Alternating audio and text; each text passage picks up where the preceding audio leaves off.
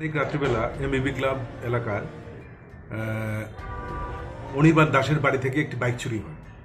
তো বাইক চুরি হওয়ার পর সেই একটি সুনির্দিষ্ট অভিযোগের ভিত্তিতে একটা কেস নেওয়া হয়, কেস নাম্বার 22। তো সেই অনুযায়ী পূর্ব থানাতে একটি টিম গঠন করা হয় বাইক এবং সেই চোরকে ধরার জন্য। তো অ্যাকর্ডিংলি রানা চ্যাটার্জি ওসির নেতৃত্বে সেই টিম কাজ করা শুরু করে এবং সেই অনুযায়ী গত রাত্রে আমরা সেই সুমন এবং সঙ্গে তার এই বাইক দুটোকে আমরা উদ্ধার করতে সক্ষম হই।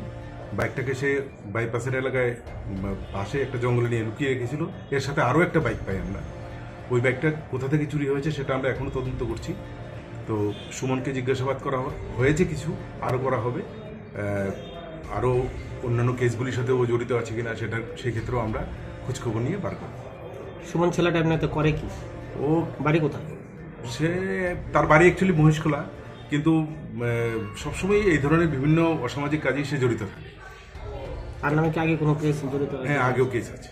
সুমনের টাইটেলটা? সুমন দাস। বয়সটা কত? 24। বাইকগুলি কবে চুরি হয়েছে?